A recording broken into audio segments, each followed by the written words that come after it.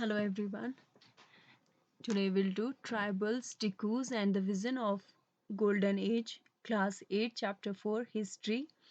Now, first of all, before starting this chapter, we should check the heading of this chapter, tribals. Now, tribals are the people who are having a social division in a traditional society consisting of families or communities linked by social, economic, religious, or blood ties with the common culture and dialect, typically having a recognized leader. Like mostly these people lives in the forest areas. Now Dikus are the outsiders. Dikus means outsider. Dikus were the people who made the tribal people depend on them, thereby causing them a lot of misery and suffering. The outsiders consist of traders and moneylenders who can come into the forest areas. Now, for the tribal people, the Britishers, the people, moneylenders, and rest of the people, they used to move in the forest areas, and forest is the property of tribal people according to them. So the Jikus were the outsiders, and the vision of a golden age. Now, how these tribal peoples they fought against the Jikus and they fulfilled their dream of a golden age. So we are going to discuss these things under this chapter. First of all, here they have given us introduction of Birsa Munda. He was from Nagpur in Bihar in 1895. He was born. He declared himself as God. Like he was called the God or Bhagwan by the people uh, of Chota Nagpur Plateau. Now, Birsa was born in a family of Mundas. Mundas are the tribal people, a member of a group of indigenous people living scattered in region from East Central India to Nepal and Bangladesh. So these are the Munda communities who are living in Chota Nagpur Plateau. Now, apart from the Mundas, the Santhals and Orans were also living there. Now, who were Santhals?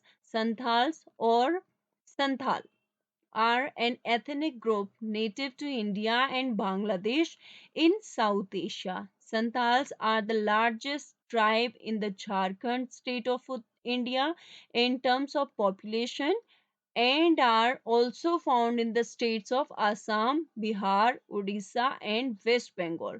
So, the Santhal community is living in Bangladesh, India, and in Jharkhand, Bihar, Assam, Odisha, West Bengal regions. Now, Orions, they are also known as Kuruk, spelled Oram, are an ethnic group inhabiting in Indian states of Jharkhand, Odisha, and Chhattisgarh.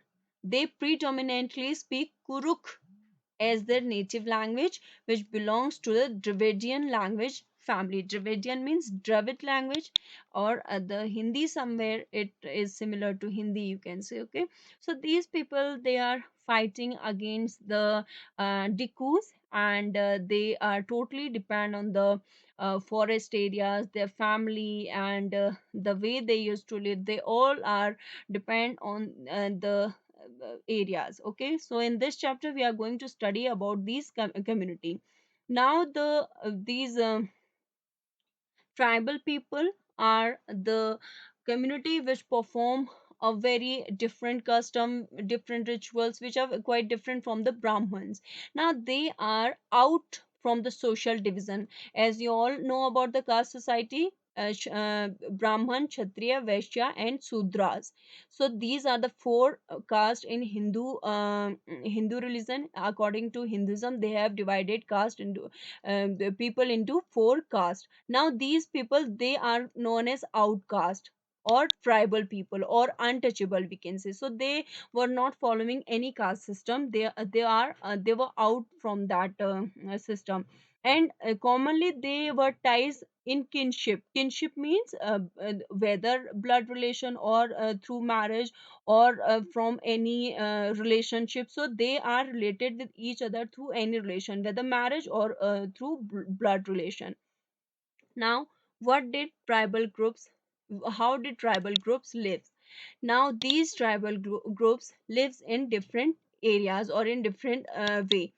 They have divided the tribal groups in four categories: jhum cultivators, hunters and gatherers, herders animals, and settle cultivation. So first of all, we'll read about jhum cultivators. Now, jhum cultivation, also known as slash and burn agriculture. Under this agriculture, first of all, they used to cut the tree tops, then they allow sunlight to reach on the ground, they burn the vegetation and clear the cultivation area. After that, the firing, ash, they used to spread the ash which contain potash, and the potash used to make the soil very fertile, and with the help of axe to cut the trees and hoe to scratch the field. So this way they used to cultivate in that area, and after few years when the soil lose its fertility, they used to move somewhere else, and they follow it for several years. Follow means a field left uncultivated for a while, so that the soil recovers fertility. Or you can say for the 4 to 5 years, a time period of 4 to 5 years.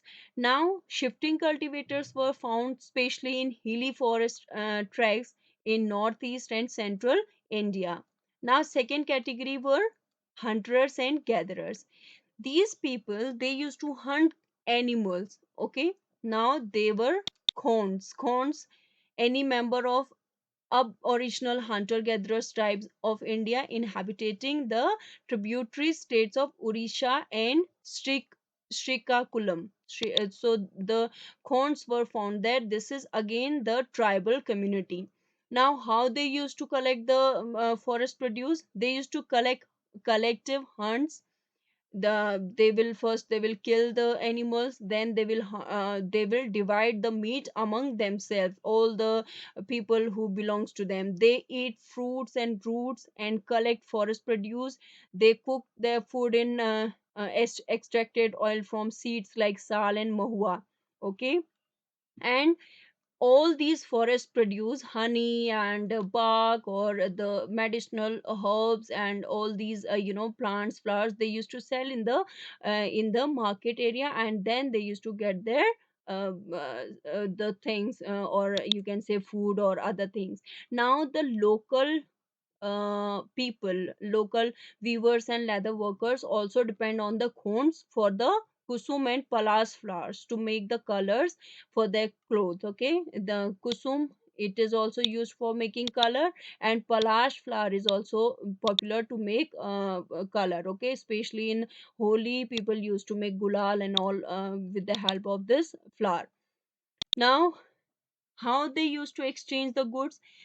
Sometime, they used to sell the forest produce, or they used to exchange the produce with the city people. Okay, now whatever they used to earn, they used to sell it in the market. Now, apart from the forest production, they also used to do some odd jobs now, because that is not enough for their survival. So what type of odd jobs they used to do? Now they used to carry loads, they used to build the roads, carry load, and work in the plants, like as the laborers in the land of these jamindars and all. Okay, now Begas of central India, they have written, Begas tribe is one of the most primitive aboriginal tribal group of central India.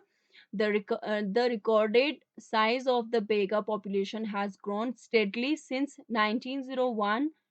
It was 3,117 people in 617 families were studied in 17 villages. So you can see this population was growing. Begas again, the another tribal community. So these people, they used to work on others land as the landless laborers. Okay, now although they used to sell their goods, they used to buy the needed material, but then also they were always low paid job. They got low paid job. Okay, and they never need high price, they never got high prices of their good, but their things were sold on double or sometime five times double prices in the market. And due to the debt and poverty, these people, they remain their condition became very miserable, and they became poor. Now next is herded animals. Now which community used to herd the animals? Okay, first of all, they have given us the one gujars. One gujars was the community who used to rear the animals. Now they used to herd the buffalo inhabiting the foothills of Himalayan state like Jammu and Kashmir, Himachal Pradesh, and Uttarakhand. So one Gujars were buffalo herders. Now Labadis, they have written, Labadis is a uh, projective terms of the community which derives from the word for fox. So they roamed in the forest areas. And next they have written Gaddis of Kulu. They also they were shepherd rarer. And Bakarwals, with the name you can just Bakarwals from Jammu and Kashmir, Himachal Pradesh, and Uttarakhand. Okay, the Gaddis are a tribe living mainly in the Indian state of Himachal Pradesh, Jammu Kashmir. The term Gaddi is a generic name, and under this appli- application are included Khatris, Brahmins, and few Rajput Rathis. So they come under the Gaddi shepherds. Now Bakarwals are the people who are generally known as Bakharwal, Bakharwala, or Bakrewal, are mostly Muslim nomadic tribe based on the Pir Panjal and Himalayan mountains of South Asia. They are traditionally and still mainly goat herders and sheep herders.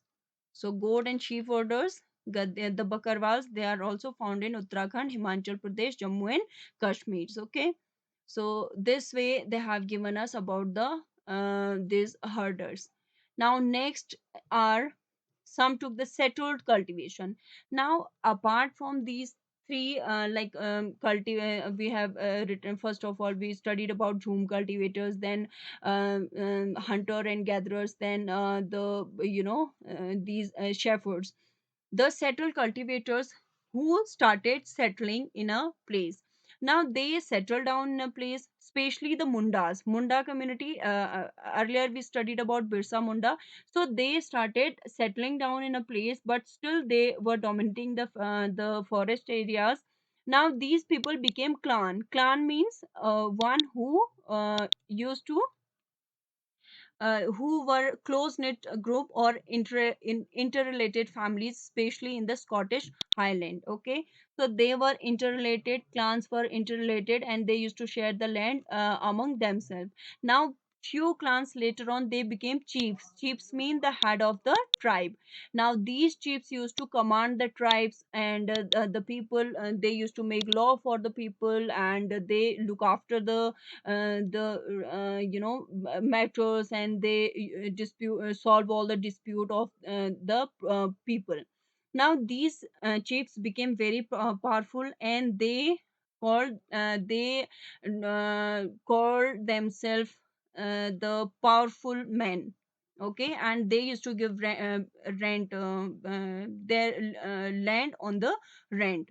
Now Gondas and Santhal were also tried to become, now they were hunter gatherers, then they became shifting cultivators. Okay, or hunter gatherers or shifting cultivators, they also started becoming settled now. So this way we have studied the first passage, like how the people, how did tribal groups live. They live in four categories, and how they started settling down. Second question, how did colonial rule affect tribal lives? Now what was colonial rule? the British government introduced the forest law. Under the forest law, these communities, they were not allowed to uh, move in the forest areas, and they were not allowed to collect any forest produce. So earlier, these people, they thought that the forest belongs to them, but after the forest law, the people were unable to reach to the forest areas. Now, what happened to the tribal chiefs? The tribal chiefs, after the arrival of the British, the tribal chiefs lost many of their administrative powers and had to follow the rules which were formulated by the British. Although the tribal chiefs were allowed to keep land titles, they were now unable to fulfill their traditional functions. Whatever functions they used to perform, the British government denied their function, and they also limited their powers. Now, earlier the chief used to keep their land tight, used to rule over the people, but now they were not able to rule in the areas. Now here they have given that, the British um, started forcing the tribal people to discipline other tribal people, like who are still hunter gatherers, or still following jhum cultivation. So because it was tough to collect tax from these people, the British could collect tax only from the settled population, and the above discussed group do not belongs to the settled community. So it was tough for the British government to collect tax from these people, so they forced the tribal chiefs to collect tax from these people, and to motivate them to live a settled life. Okay. Now what happened to the shifting cultivators, the people earlier who were doing shifting cultivators? Here they have given you one picture. You can see that as they are not able to enter in the forest areas because of the forest law, so these people cannot move in the forest areas. So somewhere the shifting cultivators, they started living a settled peasants, and they were now paying source, you can say, tax to the government. The peasants were working under the big landlords. They became the land they were landless laborers, you can say. Okay. And jhum cultivators were, now it was not easy for them to cultivate in one particular area, because later the British government decided to give them a patch of land where they could cultivate, but it was quite tough for them to cultivate in that dry land, so they became landless laborers. Now they face they also started protesting British government, and they were fighting for their rights. Somewhere in a few people, this they became settled, but few still, they were hunter gatherers, we can say, and they started opposing or protesting the British government. Forest laws and their impact. Now forest law, as already we have discussed, that the British they stop the activities of forest tribal people in the forest areas. Now these people were not allowed to move freely, practice jhum cultivation, collect fruits, and hunt animals in the forest area. So their entry was banned. Now hardly they were surviving. So the forest department, now it was a question that from where they are going to get the labors, because earlier these people were looking after the forest with their activities, like they were collecting food, fruits and other forest produce, and they were hunting animals. So this way they were clearing the forest, but now they were unable to clean the forest. So the British started solving this problem. They gave them permission to move in the forest areas and to collect firewood and forest produce from that area. But on behalf of that, they also used to they'll have to work for the British government free of cost in the forest areas for cleaning the forest. Okay.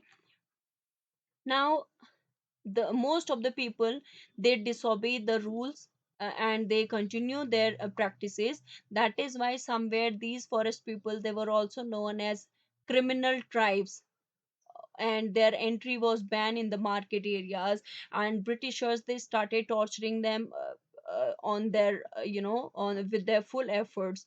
Now these people, they started revolt with the British government. The first, they have given the revolt of sangram sangma in 1906 in Assam. Under this revolt, the revolt of Songram Sangama was one of the key revolts that took place in Assam in the year 1906 against the British. This revolt occurred because of the exploitation of the British that deprived the tribes of their forest rights that the tribes were to uh, okay, that what the rights they were using. So they revolted. After that, the forest satyagraha of 1930s, it was also started by the forest people. It was against the against the British government, and it was launched by Lok Nayak Bapuji. Okay, and we can see that this satyagraha was against the forest law. Now, the problem with the trade, what type of problem they were facing? Now, the traders and money lenders were also coming in the forest areas, and their activities were, these people were being disturbed by the entry of money lenders and traders in the forest areas. So somewhere they were angry with them, like they were also started opposing traders and money lenders. Now because the forest law was introduced, the forest produce were hardly they were getting for forest produce, and their survival became very tough. So the silk grower became working, they started working for the British government, and the British government hired the silk growers for them. Now these were the santhal tribes. Hazaribagh in present day Jharkhand was an area where the Santals reared cocoons. The traders dealing in silk sent in their agents who gave loans to the tribal people and collected the cocoons. That time the growers were paid only rupees 3 to 4 4,000 cocoons. So it was very less, and they used to sell these cocoons at 5 times the price in the European markets. So by this they were making a huge profit, but the tribal people were not getting anything. The tribal groups saw the market and the traders as the main enemies. They saw them that they are their enemies. Here they have given you one picture. They are the coal miners of Bihar. Especially these people are from the tribal community. Okay, and the Jharia and Raniganj coal mines of Bihar were very popular. There most of the tribal people used to work, because the the work condition was very suffocating. The mines were suffocating, back breaking and dangerous situation was there. It was often killing the people. It was you can say killing of the tribal people. And the survey which was conducted in 1920, the report shows that 2,000 workers died every year in the coal mines of Jharkhand, sorry, of Jharia and Raniganj. And these people are tribal. You can see the innocent people, forest people, they were forced to work in the mines, because they were not having any right in the forest goods. The search for work. Now the plantation workers, uh, the tribal people, because the forest entry was banned, so they were now workless, and they had to survive. So they started working in tea plantations, started coming up in the mining industries, uh, coal mines of Jharkhand, etc. Okay, the closer look. Now how these people, they agitated against the British, and how they rebel against the changes of law. These people, their the restriction on their practices, the new taxes were imposed. They had to pay the new taxes, and their exploitation by traders and moneylenders forced them to rebel against the Britishers and moneylenders and the traders. So the Coles rebelled in 1831 to 32. Okay, the second was Santhal Rose revolt in 1855, the Santhal rebellion, which was against the people, and especially the Sindhu Murmu and uh, Kanhu Murmu. They were the main leaders of Santhal's rebellion. Now, Bastar rebellion. The Bastar Gundadhur was the Adivasi rebel leader. Okay, Gundadhur, they have written he was the Adivasi leader that time of the Bastar rebellion, and the Worli revolt in the Worli revolt of 1945 to 47. It was a critical watershed in the agrarian history of Thana district, Maharashtra. So in this revolt also many people were killed, and again this was had by the Kisan Sabha.